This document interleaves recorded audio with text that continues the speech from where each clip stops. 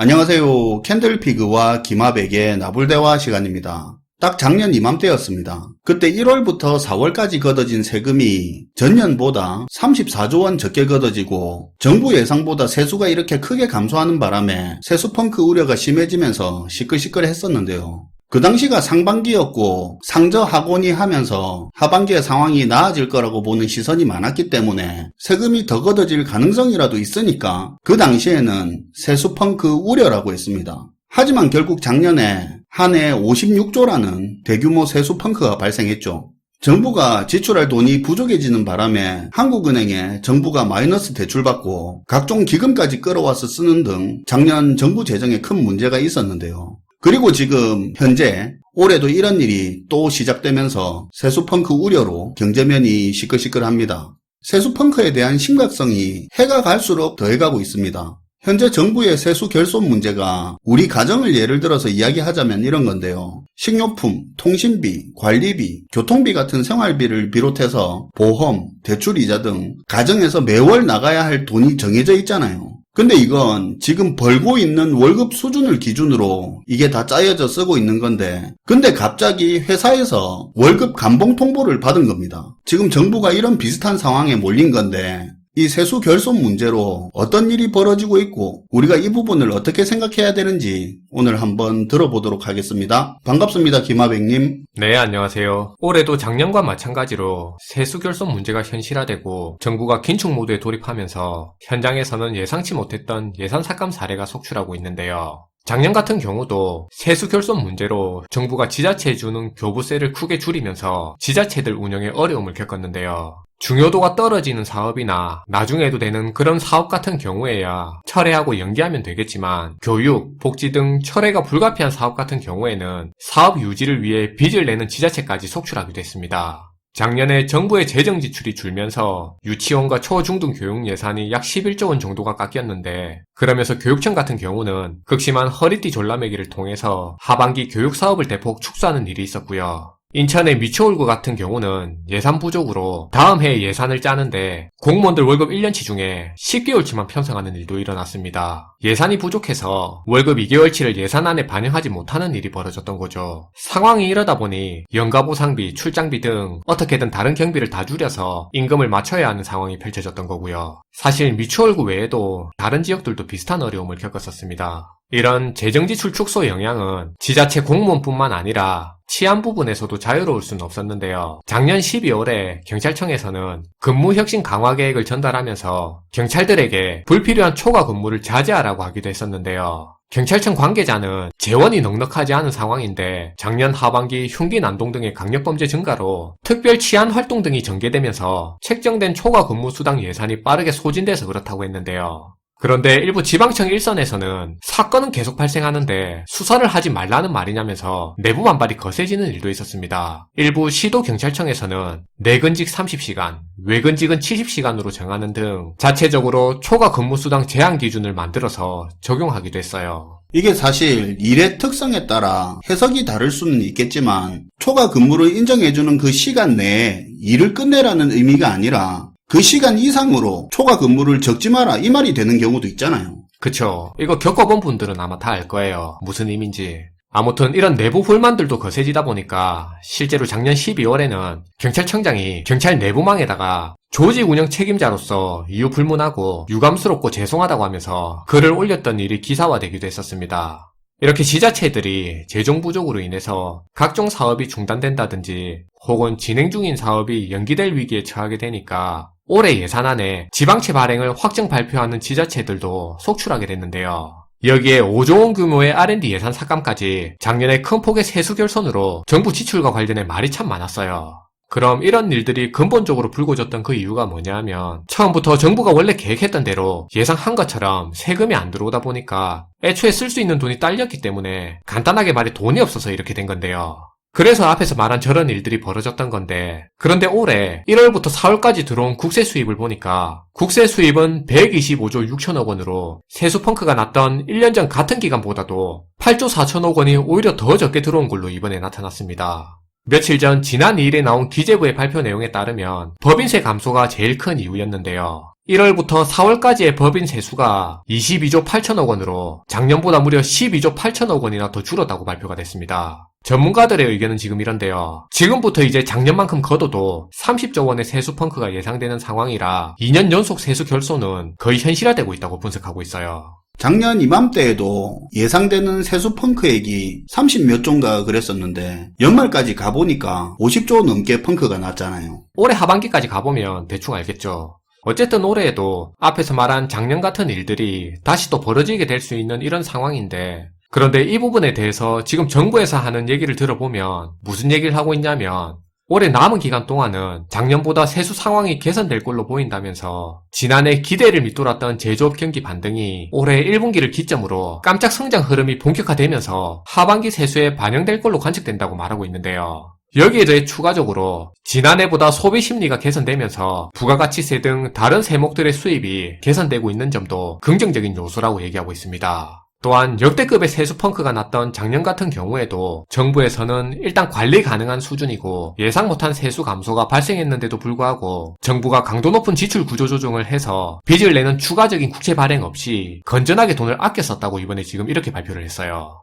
그러니까 쉽게 얘기하면 딱 필요한 데만 골라서 돈을 아껴서 잘 썼다는 겁니다. 그럼 정부에서 어떻게 이런 말을 할 수가 있냐? 이유는 이건데요. 지난달에 나온 작년 정부의 재정수지 결산 결과를 보면 당초 예산 계획에는 작년에 정부에서 1년 총 정부 지출로 640조 정도를 쓸 계획이었는데, 근데 아끼고 아껴서 작년 1년 동안 정부가 쓴 돈이 이번에 나온 정부 지출 결과를 보니까 610조 원밖에 안 돼서 당초 예산 계획보다 한 30조 정도를 덜 쓰고 아꼈다는 의미입니다. 그래서 지금 이렇게 얘기하고 있는 거예요. 근데 말을 좀 억지로 끼워 맞춘 느낌도 있는데요. 네, 좀 그런 느낌 드는 분도 많을 거예요. 처음 계획할 때부터 아끼기로 계획을 하고 지출을 줄인 거랑 처음부터 쓰려고 계획을 했던 건데 나중에 보니까 쓸 돈이 부족해서 그래서 지출을 못한 건 결과적으로 보면 둘 다 지출이 줄어든 것 같아 보일 수는 있겠지만 하지만 본질적으로 보면 이건 이야기가 완전 다른 거잖아요. 그쵸? 처음부터 예산 자체를 짜게 편성해서 계획적으로 줄인 거랑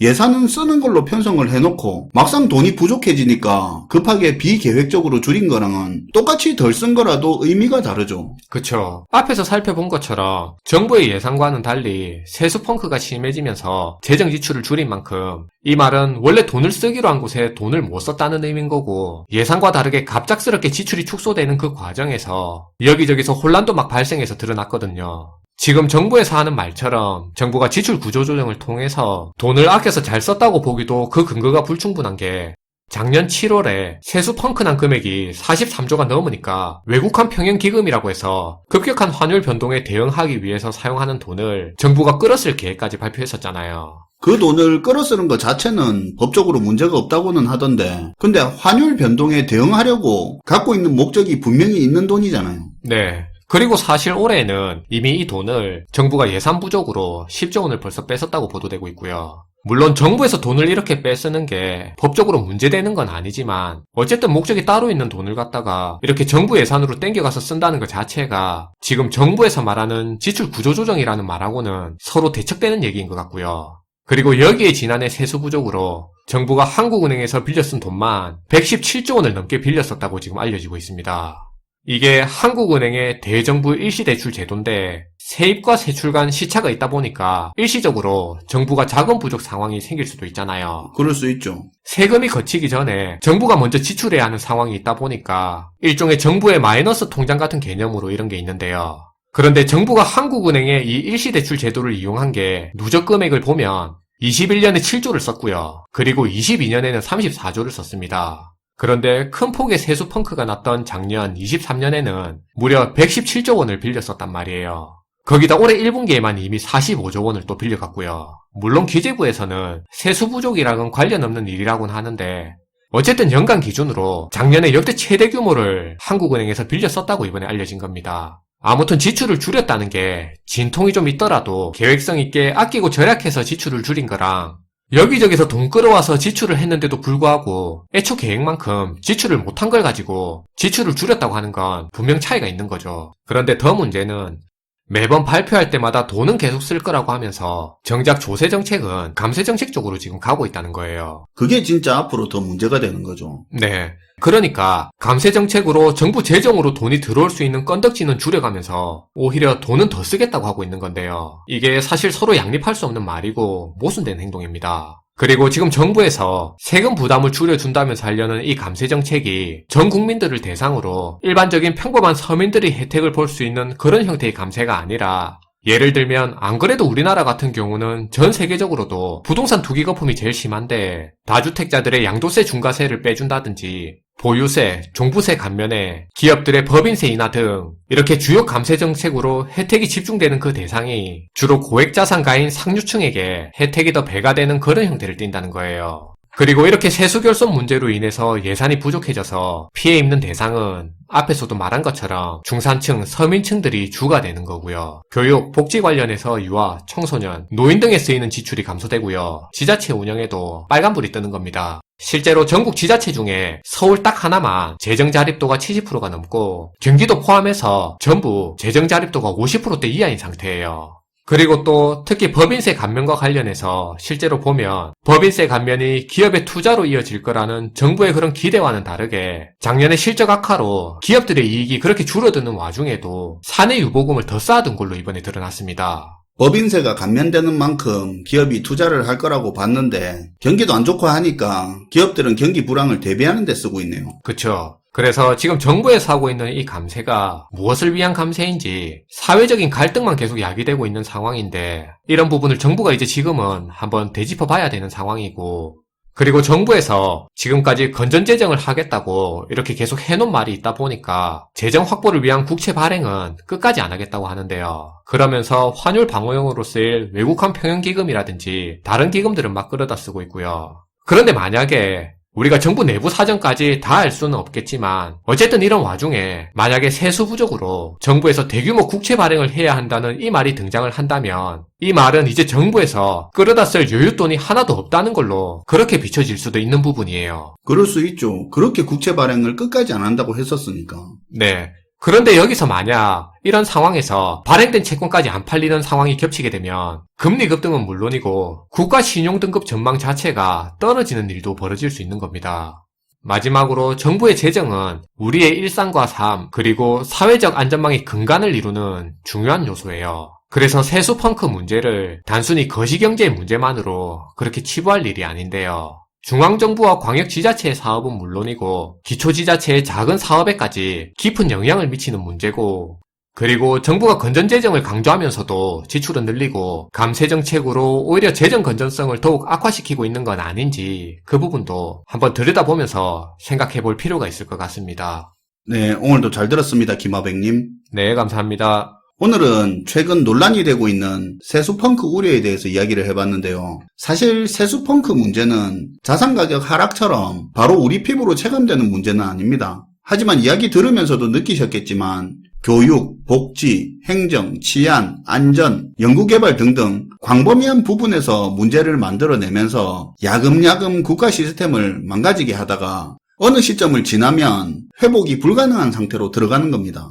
그리고 정부가 세금으로 확보한 돈을 가지고 지출하는 게 아니라 빚을 내든 다른 곳간을 열어서 자금을 확보하든 추가로 돈을 구해서 지출하는 게 이게 심해질수록 물가 문제가 더해질 우려도 크고요. 세수펑크 문제를 남 이야기처럼 생각하는 경우도 많은데 꼭 그렇지 않다는 것도 생각해 주시면 좋을 것 같습니다. 시청해 주셔서 감사하고요. 지금까지 나불대화 시간이었습니다.